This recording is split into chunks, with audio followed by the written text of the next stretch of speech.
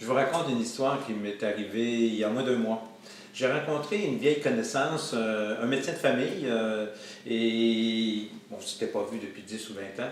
Et quand je lui disais, bien, je m'intéresse beaucoup aux gens qui ont du surpoids, de l'obésité, etc. Oh, et là, spontanément, il se met à dire ce qu'il en pense, etc. Je sentais bien qu'il y avait une forme de, de- de réaction bizarre à ça. Et alors, il me dit, moi, il dit, écoute, l'obésité, je ne sais pas quoi faire.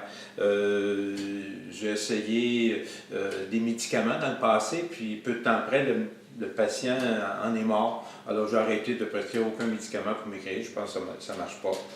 Je ne sais pas quoi faire. Le, les régimes, c'est trop cher. Alors, c'est trop cher. Alors, je suis un peu surpris parce qu'on sait très bien que lorsqu'on fait un programme d'amaigrissement, on mange beaucoup moins.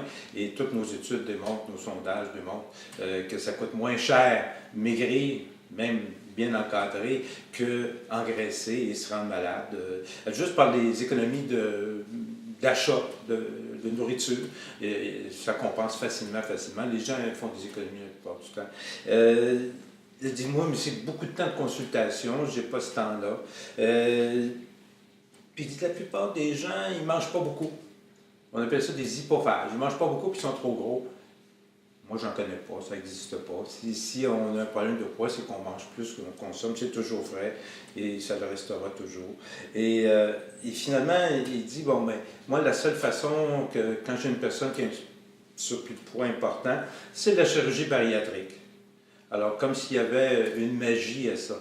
Alors, il n'y a pas de magie. On sait très bien que le taux de succès à moyen et long terme, au-delà de 2 ans, ça va dans les mêmes chiffres qu'une diète amaigrissante.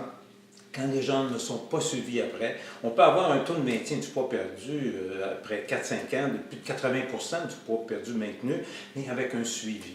Alors, c'est un peu triste que ce que les médecins de famille n'aient pas plus souvent d'informations sur les régimes amaigrissants, sur la façon de maintenir son poids. Et le meilleur régime, à quelque part, c'est le régime qu'on appelle keto aujourd'hui, c'est le régime cétogénique qui existe depuis probablement plus de 70 ans et qui a fait ses preuves. À bientôt.